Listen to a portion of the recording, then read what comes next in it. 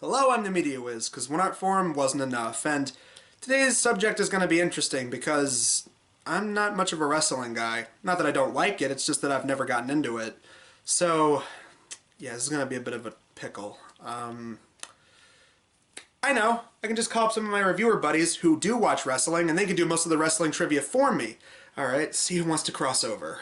If I didn't want to work with you while I was still active, why would I want to work with you now, Media Wiz? Yeah, I'm a wrestling fan, Media Wiz, but unfortunately I have a lot to do. There's this party that's coming up with Alex. Hopefully you'll be there. I've got reviews. I've got so much to do. I'm swamped. Anything to get into someone's video, just send me the information! I'm out! Okay, well that didn't work, so, looks like I'm gonna have to research this stuff myself. So, wrestling. Seeing how I was never the world's biggest watcher or expert on the subject, I went ahead and watched some old and new episodes of the WWE, as well as some documentaries. Along with asking some of those reviewer pals of mine, I think I finally get the appeal of televised wrestling as entertainment. It combines the excitement of sports, the fights being similar to teams going up against each other, and the fans having their own select favorite members based on their skills, personality, and presence, with the fictionalized drama that goes on with the storylines and the characterization of the wrestlers' personas. The World Wrestling Federation was a brand of wrestling entertainment originally owned by Vince McMahon Sr. until his son took the reins after his father passed away in 1984. But back in the 80s, Vince McMahon turned the WWF into the huge pay-per-view event that we all know it is now, turning faces like Hulk Hogan into household names back then. Throughout the 80s, WWF held its entertainment value while holding a very 80s style, even down to some of their characters, with a lot of America imagery thrown in, with the bleach blonde American man Hulk Hogan going up against stereotypes of foreign adversaries. The point is, the WWF was a very popular thing at the time, and of course, like we've talked about many times before,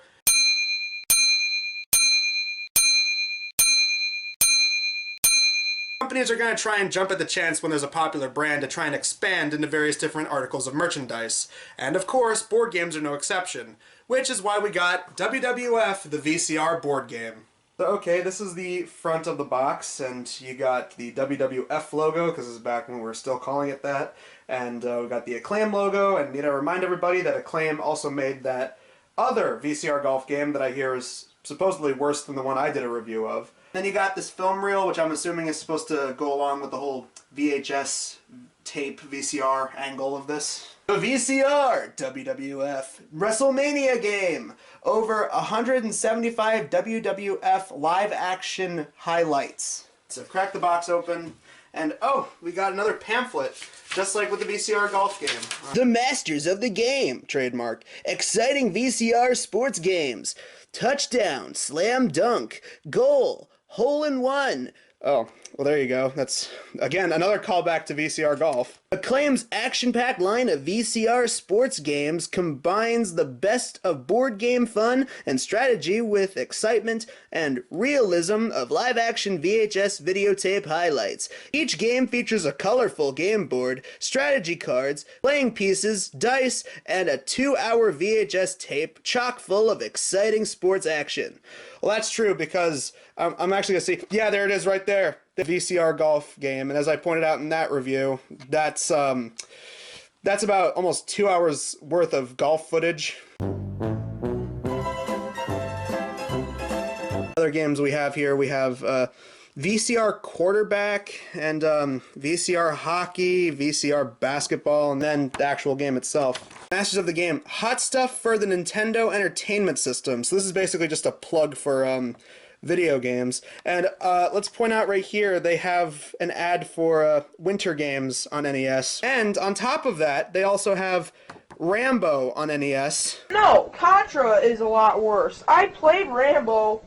Well, it's not that bad. Right over here, there's a WrestleMania game. Get ready for non-stop action and excitement for your Nintendo Entertainment System. Restricted. Acclaim's, TM, red-hot games feature the best in arcade-style fun, strategy, and quality. That's why Acclaim, trademark, is the only company that can be called the masters of the game, trademark. And look over here, we got a nice little Nintendo sticker. So here we have the board.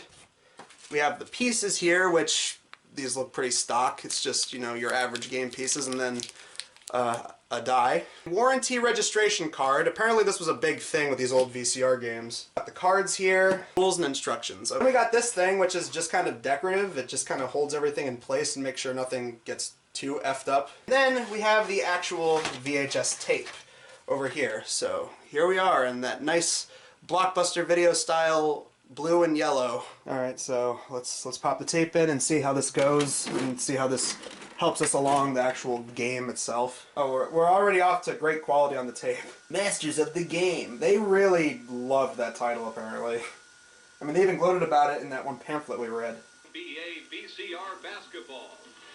Man, don't these games look exciting when you're, actually going out and playing them and not playing board game versions? Hole in one, good for that guy. Here's basically how the game is played. So, you're supposed to go all the way to the center of the board to get the belt. Which is why on the board they tried to make it look like an actual wrestling ring. The starting point is over here at the locker room. Again, just like an actual episode of WWE where everyone's in the locker room and then they come out for the fights. Like VCR Golf, which had the option of being a 4-player game, this is actually just a 2-player game, as you have the 2 pawns. You have the red versus blue. And what you do is you roll the dice, and whatever you land on, you're supposed to move forward. So take a shot. So you land on 1. So I moved my piece 1 space because I landed on 1, and it says pick a ref card. So the ref card goes as follows. It says, ref's back was turned, points awarded. So apparently I just got points. Then you got the offense cards, or you got the counter move cards. And basically what those do is, offense is mostly good. There's a couple of bad ones where they take points away, but for the most part, if you get an offense card, you usually get points. Counter move is a bad move because a lot of the time you get points taken away on most of these cards. And then you see I got 5 points now, so I move 1, 2, 3, 4, 5. So if you land on the blank white spaces like the blue one did, basically you're basically safe. And then, as you'll notice, there are a bunch of different things all over the board. If it's not that, often you'll land on these spaces in between that either reward points or take away points. Like, for example, this one says eye gouge -6 points, or this one right here says charging spear 3 points. So basically, green spaces on the board give you points, red spaces take away points. Blue spaces often result in you losing turns, so the blue spaces often result in you losing turns, so that's basically just the game's way of saying, you don't get to move a space there. And this one says hit by chair, foe comes to this space. So basically that means that the opponent is now catching up to you. In a way, it's kind of like WWF mixed with Jumanji, if that makes any sense.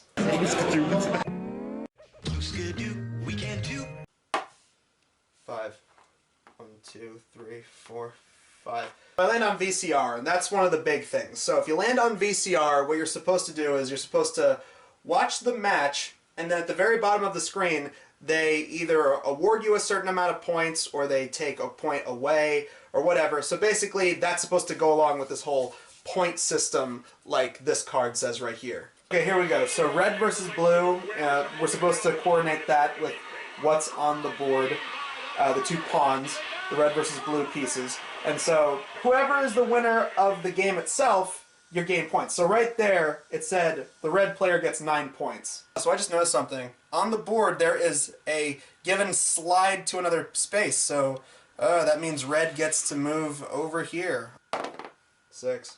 1, 2, 3, 4, 5, 6. Okay, so I didn't think I was going to land here, but now blue gets bumped up to here, so now the stakes are raised. 6. 1, 2, 3, 4, 5, 6. Uh-oh, it's even. 2. So there you go. In this game, the red piece won. That was WWF, the VCR board game, and the perfect word I could use to describe this game is corny. Dated would be a good word for it, but I personally think corny works better for it. Compared to other board games with tapes included that we've looked at before for this show, it's nowhere near as entertaining as Dragon Strike, but it's definitely leagues above VCR Golf by Epyx, even if that's not really saying much. Obviously, nothing will beat the Dragon Strike tape because, come on, the actual movie that had a ton of effort put into it, it's just so good. But compared to the hour-and-a-half of golf footage, it's still pretty lazy on the tape's part, with minimal amounts of editing. It's just a bunch of fight and interview footage with the occasional freeze frames to signal you need to pause the tape, with additional text added at the bottom of the screen. I also felt like the cards really didn't have that much to offer. I get that the ref and interview cards are mostly to mix things up or to keep order to the gameplay, but the game itself doesn't really give you any ample opportunities to use offense or defense move cards. On the plus side, the design of the board is actually really well done. The artwork is very well drawn, and I think they did a decent enough job trying to fit enough wrestling references and working in tracks for the center of the board. I also appreciated that they tried to work in actual gameplay instead of just making it a generic board game adaptation of a sport like VCR Golf did with golf. Here, there's actual gameplay with having to get to the center and obtaining the championship belt as the goal. All in all, not a good game, but it's slightly better than the last VCR Golf game we talked about for the show. That said, the game still came across as exactly what it is, a silly, dated little attempt to cash in on the VHS craze with a recognizable brand name like WWF. I'm the Media Wiz, because one art form wasn't enough.